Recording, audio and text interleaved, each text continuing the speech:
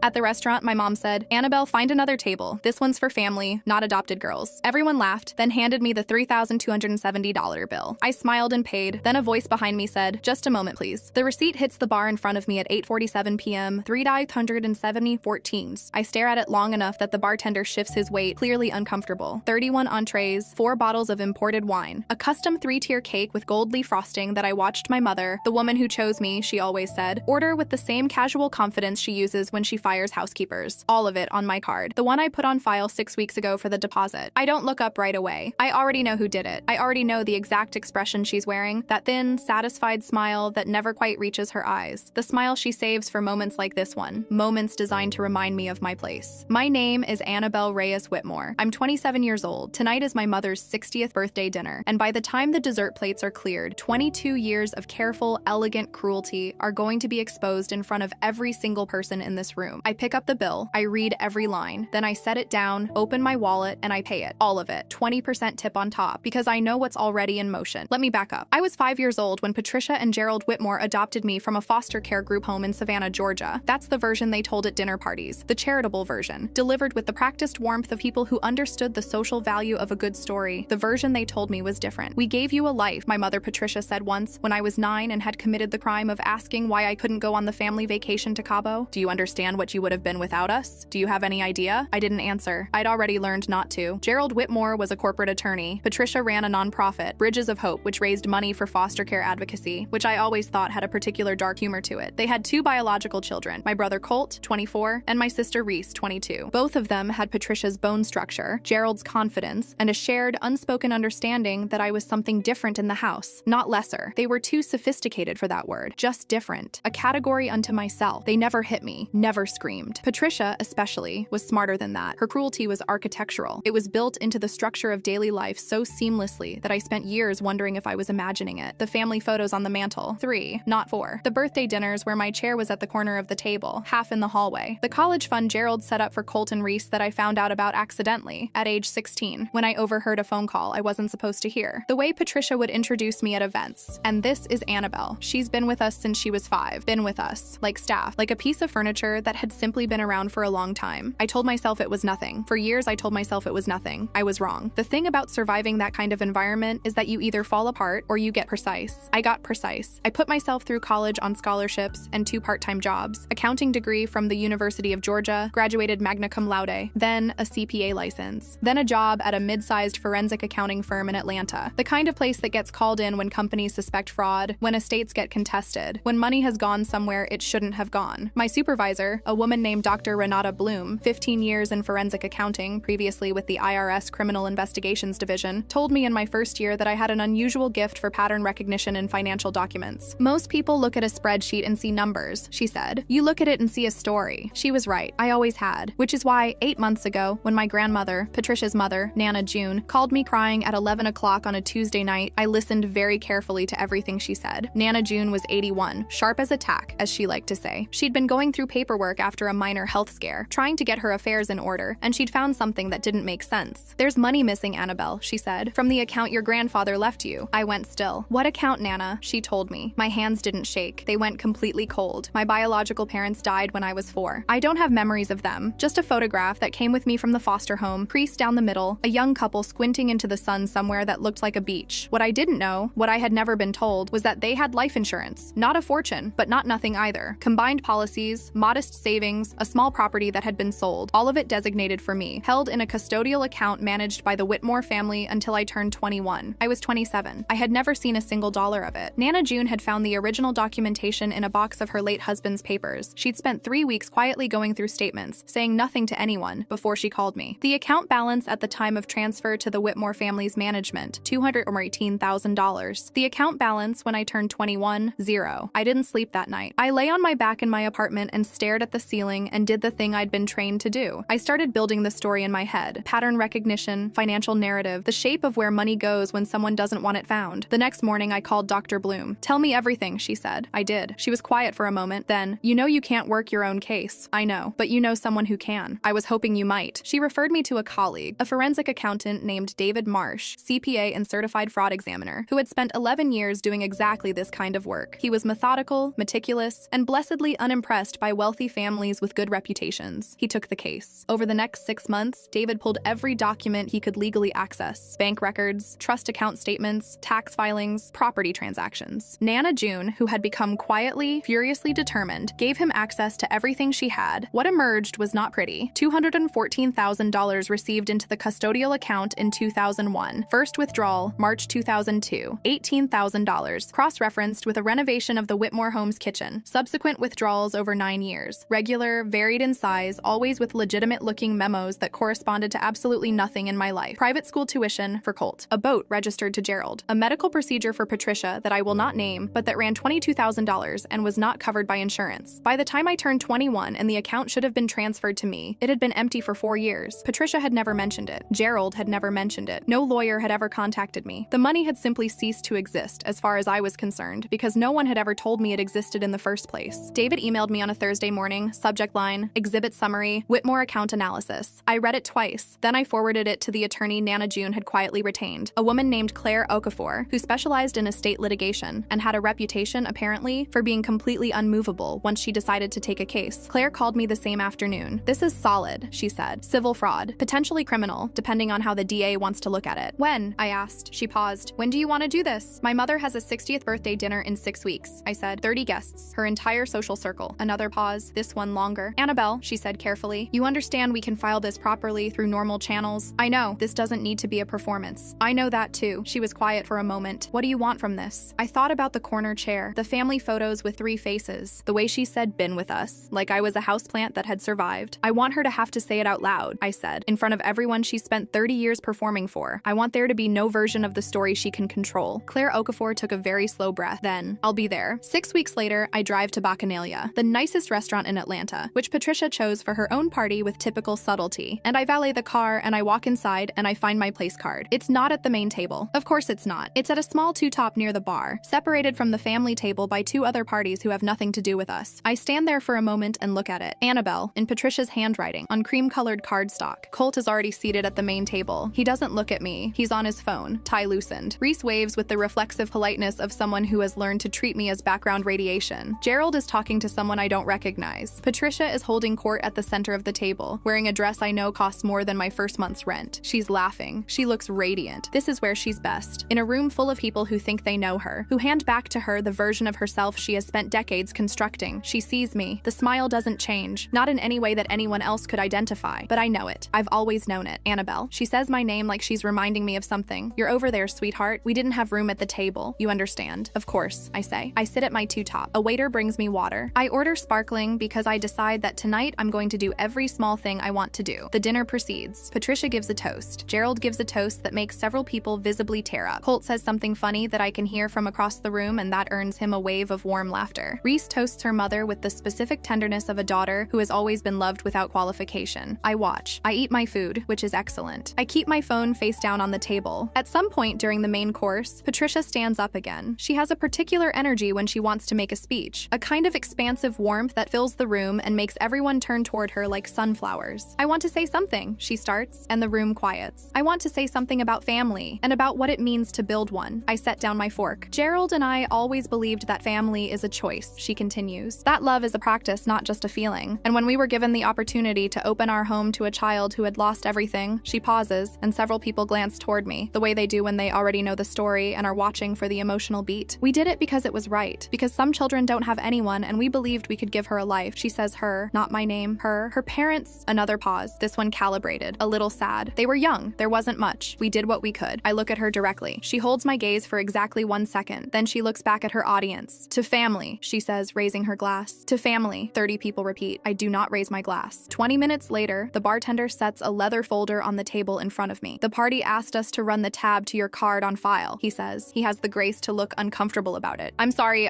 they said you'd authorized it." I open the folder. 3,270 14s. I sit with it for a moment. I think about the March 2002 withdrawal, $18,000 for a kitchen renovation. I think about the boat. I think about the medical procedure. I think about a 4-year-old's life insurance policy, carefully, methodically drained over 9 years. I think about the word authorized. I almost laugh. I take out my card. I pay the bill. I tip 20% on top because the server had nothing to do with any of this and has a job to do. Then I stand up. I'm reaching for my jacket when I hear her voice. "Just a moment, please." It's not Patricia's voice. It's Nana June's. She doesn't stand stand up the way old women stand up in movies, slowly, effortfully, requiring assistance. She stands up the way she has always done things, which is simply, directly, without announcement. 81 years old, and she rises from her chair at the main table like she's been waiting for this exact moment because she has. The room turns toward her. Claire Okafor stands beside her. I knew she was here. She'd texted me when she arrived in position, but seeing her standing there in person, briefcase at her side, is something different than knowing it abstractly. She is exactly what she looks like, someone who has been in rooms like this before and has never lost.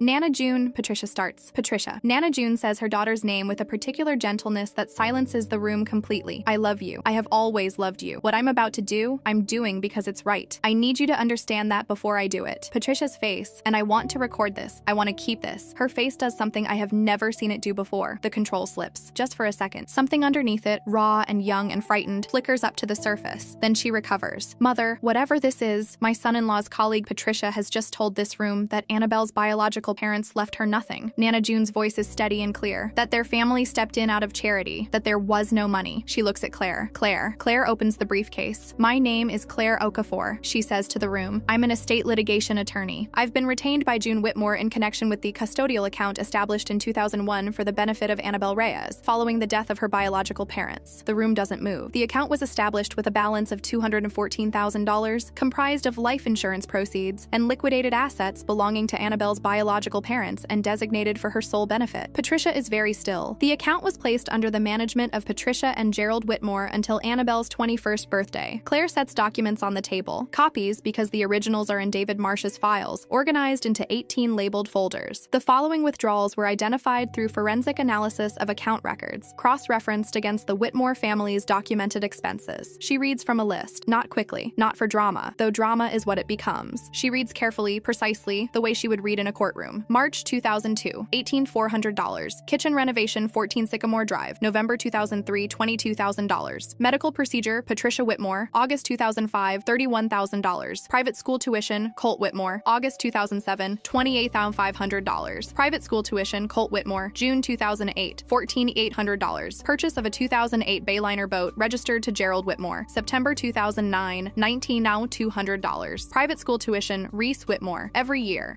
until the account was empty. Colt has stopped looking at his phone. Reese has both hands flat on the table. Gerald is staring at a fixed point somewhere above Claire's head. Patricia has not moved. Total documented withdrawals, $197,400 over a period of 9 years. The remaining balance was depleted by account management fees charged to an institution that, we subsequently discovered, does not exist. Claire closes the folder. The account held $0 when Annabelle turned 21. She was never informed of its existence. The room is silent. Then Patricia.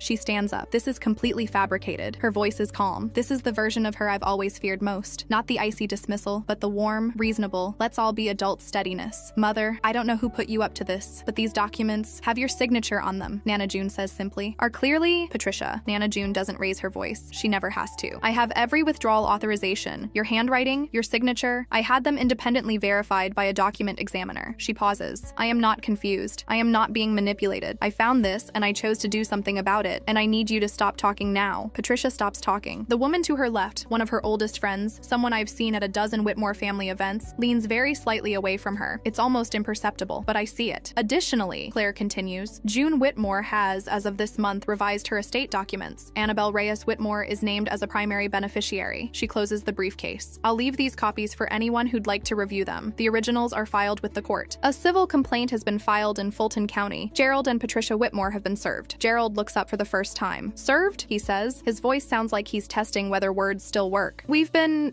This afternoon, Claire says. Your attorneys will have received notification. Patricia turns to look at me. I'm still standing near the bar. I haven't moved. I have my jacket in my hands, and I realize I've been gripping it hard enough that my knuckles are white, and I make myself let go. She looks at me the way she looked at me when I was 9 years old and asked why I couldn't go to Cabo. Like I'm something she's calculating. Like she's deciding which version of this story she can still salvage. Annabelle, she says. Don't, I say. It comes out quieter than I intended, and steadier. You don't understand everything that went into raising. I said don't. She closes her mouth. Patricia, Nana June says, and she doesn't say anything else. Just her name. Just the name she gave her 60 years ago. An entire conversation in a single word. Patricia sits down. The room fragments after that. I watch it happen the way you watch a car accident in slow motion. Not because you want to, but because your brain won't let you look away. The guests at the table who came for a birthday dinner are now sitting inside a public legal proceeding, and they're doing what people do in that situation. They're recalibrating, recategorizing, deciding what what they now know about a woman they thought they knew completely. One of the men at the table, Gerald's business partner, a name I know from the family Christmas cards, excuses himself and goes outside. He doesn't come back. Reese is crying. Not from grief, I don't think. Or not only that, from the specific, disorienting horror of having her childhood recontextualized in real time. The private school that was paid for with money that belonged to me. The years she spent in a house where the girl at the corner of the table was being systematically robbed. Colt isn't crying. Colt is looking at his mother with an expression I have no name for. Nana June comes to find me at the bar. She moves through the wreckage of the dinner with the unhurried dignity of someone who has made their decision and is at peace with it. She takes both my hands in hers. "I'm sorry it took me so long," she says. I shake my head. I don't trust my voice. "I should have looked sooner. I should have." She stops, presses my hands harder. "You were always ours, Annabel. From the first day. I need you to know that I knew that." I manage to say, "I know, Nana." She holds my gaze for a moment. Then she nods, like we've settled something, and she lets go. 3 months later, the civil case is moving through Fulton County. David Marsh's forensic analysis has been submitted as expert testimony. 18 labeled folders, 340 pages, and a spreadsheet that tells the story of 9 years of quiet theft with the cold precision of math. Gerald's law firm placed him on administrative leave pending the outcome. I didn't know they would do that. I'm not sure how I feel about it. Bridges of Hope, my mother's nonprofit, the one that raised money for foster care advocacy, launched an internal audit after 2 board members resigned following the dinner. The audit is ongoing. Reese called me. We talked for 40 minutes. It was painful and strange, and neither of us knew what we were doing exactly. But she called, and I picked up, and I think that means something, even if I don't know what yet. Colt has not called. I still have the photograph. The one that came with me from the foster home, creased down the middle, a young couple at a beach, squinting into the sun. I've had it my whole life, and I've never known what beach it was, what year, what they were thinking when someone pointed a camera at them. I look at it differently now. Not with more pain exactly, with more clarity. They left me something. They scraped together what they had, and they put it in an account, and they put my name on it, and they probably thought, even as 20-somethings, even as people who had no reason to think they were going to die young, she should have this, whatever happens. It took 22 years, a forensic accountant, and an 81-year-old woman going through boxes in her basement on a Tuesday afternoon. But I got it. Not the money, though the civil case will resolve itself however it resolves itself. I mean the knowledge, the proof of what they did, the evidence that someone, before all of it, looked at a child who didn't exist yet and decided, she's worth something. My mother, Patricia, hasn't spoken to me since the dinner. That's fine. I don't have anything left to say to her either. But Nana June calls every Sunday. We talk about her garden and my cases at work, and occasionally about nothing at all. Last week she told me that my biological mother's name was Rosa, that she'd found a letter years ago and kept it because she hadn't known what to do with it. "I'd like to give it to you," she said, "if you want it." "I want it," I said. It arrived on Wednesday in a small envelope with Nana June's handwriting on the front. I haven't opened it yet. I'm going to. I'm just not yet. Some things you hold for a moment before you let yourself have them. She called me Annabel. My name, written in ink, in the handwriting of someone who knew me before I knew anything. That's enough. For right now, that's enough.